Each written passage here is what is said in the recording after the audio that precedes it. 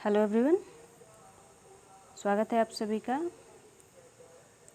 इस daily current affair में हम 14 अक्टूबर की करंट अफेयर को देख रहे हैं। ठीक है, तो चलिए स्टार्ट करते हैं। पहला इसमें लिया है अंतर्राष्ट्रीय आपदा जोखिम न्यूनीकरण दिवस। ठीक है, कब मनाया जाता है, यानी international day for disaster risk reduction कब मनाया जाता है, तो 13 अक्टूबर को मनाया जाता है। ठीक है, अंतर्राष्ट्रीय आपदा जोखिम न्यूनीकरण दिवस कब मनाया जाता है, उसका उद्देश्य क्या है, जागरूकता फैलाना। देखिए, किसी भी दिवस का जो पहला उद्देश्य होता है वही होता है कि लोगों को उसके प्रति जागरूक किया जाए। ठीक है, उसकी संवेदनशील बातों को लोगों को बताया जाए, उसके प्रति लोगों को जागरूक किया जाए। ठीक है, तो किसी भी कोई भी दिवस हो, उसका मेन पर्पज़ होता है कि लोगों को उसके प्रति जागरूक किया जाए। ठीक है, और 13 अक्टूबर को मनाया जाता है, यहाँ पे ध्यान रखना है। उसके बाद इस वर्ष की थीम क्या है, 2023 की थीम क्या है, तो fighting inequality for a resilient future. ठीक है, fighting inequality for a resilient future इसकी थीम है। और इसकी शुरुआत कब की गई थी, तो 1989 में की गई थी। ठीक है, 1999 में संयुक्त राष्ट्र महासभा के आह्वान पर की गई थी। ठीक है, किसकी शुरुआत की गई थी, तो अंतर्राष्ट्रीय आपदा जोखिम न्यूनीकरण दिवस की शुरुआत की गई थी पहली बार 1989 में संयुक्त राष्ट्र महासभा के द्वारा की गई थी। ठीक है, और संयुक्त राष्ट्र का महासभा का मुख्यालय कहाँ है, तो न्यूयॉर्क में है, यहाँ पे ध्यान रखना है। ठीक, उसके बाद एक सेंडाई फ्रेमवर्क है, 2015 में इसको लाया गया था, 2015 से 30 तक। ठीक है, तो 2030 तक है, तो इसको ध्यान में रखना है। ये भी आपदा से रिलेटेड सहयोग प्रदान करता है।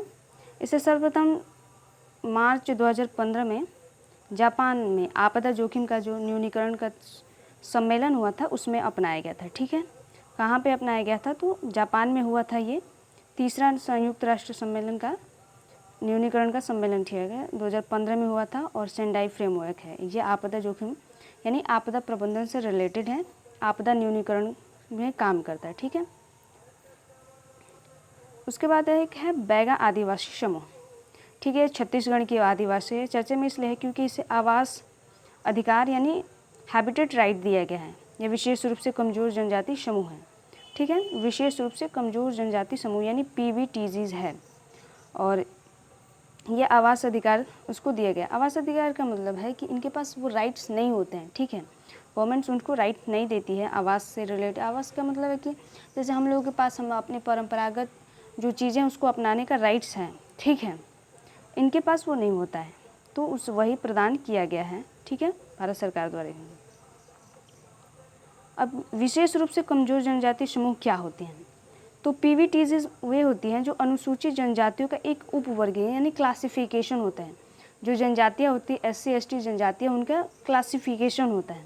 ठीक है, उनमें अन्य जनजातियों की तुलना अधिक संवेदनशील होती है, यानी जो अनुसूचित जनजातियाँ उनमें भी ये बहुत ही संवेदनशील होते हैं। ठीक है, ये उपवर्गीकरण से रिलेटेड हैं और इन्हें इसलिए इसमें सम्मिलित किया जाता है। इसके कुछ मापदंड भी होते हैं, जैसे इनका एजुकेशन लेवल बहुत कम होता है। ठीक है,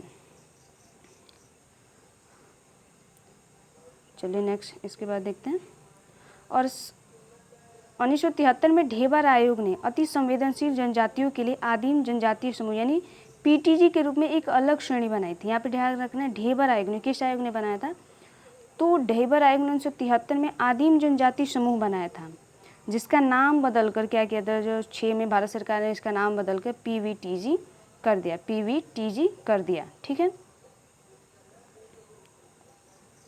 अब जो PVTGs होते हैं उनको 75 समूहों में डिवाइड किया गया है। ठीक है, 1973 से डिवाइड किया जा रहा है उनको, और अभी तक इतने 75 समूह हैं इनके वर्तमान में। ठीक है, और इसकी सबसे जो PVTGs की जो जनसंख्या सबसे अधिक कहाँ पाई जाती है, तो उड़ीसा में सबसे ज़्यादा इनकी जनसंख्या पाई जाती है। और 3 ऐसी जनजातियाँ हैं जिनको आवास का अधिकार दिया गया है। ठीक है, PVTGs की 3 ऐसी जनजातियाँ हैं जिनको आवास का अधिकार दिया गया। एक भारिया जनजाति है, मध्य प्रदेश की है, और एक कमार और बैगा जनजाति छत्तीसगढ़ की है। ये बैगा को अभी मिला है। ठीक है, पहले 2 ही थे, भारिया और कमार। ठीक है, उसके बाद है वैश्विक भूखमरी सूचकांक 2023, ग्लोबल हंगर इंडेक्स 2023। इसमें इस बार 125 देशों को सम्मिलित किया गया है, जिसमें भारत का स्थान 111वां यानी बहुत ही ख़राब रैंकिंग है। और 2022 में देखें तो 121 देशों में से 107वें स्थान पर रखा गया है। ठीक है, तो इस बार 125 में से 111वां और 2022 में 121 में से 107वां रैंक प्राप्त था भारत को। ठीक है, अगर पड़ोसी देशों की बात करें तो इसमें श्रीलंका का स्थान 60 है, नेपाल का 69 है, बांग्लादेश का 81 और पाकिस्तान का 102 यानी 102 है, यानी हमसे बेटर ही है। ठीक है, और चीन का तो पूछिए नहीं, चीन हमसे वैसे ही बेटर है और हम हमेशा पाकिस्तान की कंपेयर करते रहते हैं। ठीक है, अब ये जारी कौन करता है? ठीक है, तो इसको जारी करता है Concern Worldwide and well done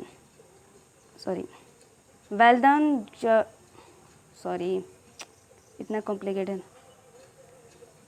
well done जर्लीव द्वारा संयुक्त रूप से जारी किया जाता है। ठीक है, और ये एक वार्षिक रिपोर्ट है जिसे 2006 में पहली बार जारी किया गया था। वार्षिक रिपोर्ट का मतलब है कि प्रतिवर्ष आता है। ठीक है, एक साल में आता है ये, और इसके 4 संकेतक है। संकेतक से क्वेश्चन हमेशा पूछता है, जिसमें कुपोषण या अल्पपोषण, चाइल्ड स्टंटिंग, चाइल्ड वेस्टिंग और बाल मृत्यु दर है। ठीक है, ये चारों इसके संकेतक है, तो ध्यान रखना है। उसके बाद आता है अंतर्राष्ट्रीय ओलंपिक समिति OIC, उसका 141वां सत्र आयोजन किया जा रहा है भारत में, मुंबई में किया जा रहा है। ठीक है, भारत में मुंबई में किया जा रहा है, और जो अंतर्राष्ट्रीय ओलंपिक समिति है उसके अध्यक्ष वर्तमान में कौन है? थॉमस बाख। यहाँ पे ध्यान रखना है कि अध्यक्ष हैं।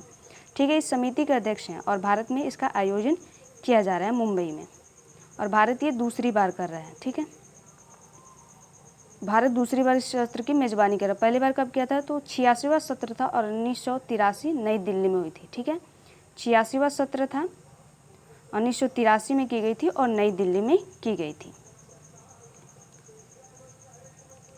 अब देखें तो अंतर्राष्ट्रीय ओलंपिक समिति यानी IOC की जो स्थापना कब की गई थी? तो 1894। यहाँ पे ध्यान रखना है 1894, 1994 मत समझ लेना। ठीक है, 1894 में की गई थी। इसका मुख्यालय लुसाने स्विट्जरलैंड में। मुख्यालय कहाँ है? लुसाने स्विट्जरलैंड में है। और यह एक गैर लाभकारी स्वतंत्र अंतर्राष्ट्रीय संगठन है। ये भी प्रश्न पूछता है कि गैर लाभकारी है या सरकारी है। ठीक है, तो यहाँ पे ध्यान रखना है गैर लाभकारी स्वतंत्र अंतर्राष्ट्रीय संगठन है। और 1948 से हर 4 वर्ष में एक बार ओलंपिक का आयोजन किया जाता है। जो ओलंपिक होती है एक बार की जाती है हर 4 वर्ष में। ठीक है, तो यहाँ ध्यान रखना है। उसके बाद ये लास्ट है, गोवा के काजू को मिला है GI टैग। GI टैग यानी भौगोलिक संकेतक गोवा के काजू को मिला है। भौगोलिक संकेतक मतलब होता है कि जिस क्षेत्र में वो पाई जाती है वहाँ की कुछ क्वालिटीज़ होती हैं जो अन्य क्षेत्रों में नहीं मिलती है। ठीक है, एक निश्चित भौगोलिक क्षेत्र में उत्पन्न होने वाली विशेष विशेषताओं वाली वस्तुओं की पहचान करने के लिए किया जाता है। ठीक है, और ये किन किन क्षेत्रों में? जैसे कृषि, हस्तशिल्प, औद्योगिक सामान यानी प्राकृतिक चीज़ों पे भी मिलता है। ठीक है, जो एक क्षेत्र विशेष में ही पाई जाती है, उसकी विशेषता किसी अन्य क्षेत्र में न मिले, उन्हें GI टैग की दर्जा दिया जाता है। और ये एक बार में दिया जाता है तो 10 वर्षों के लिए रहता है, उसके बाद फिर नवीनीकृत कराना पड़ता है और फिर 10 वर्ष के लिए होता है। ठीक है, तो कि गोवा के काजू को मेला है। ठीक है, 10 वर्षों के लिए, उसके बाद नवीनीकृत कराना पड़ता है। ठीक है, कॉपीराइट के तहत आते हैं। सो आज का ये लास्ट था। So thank you.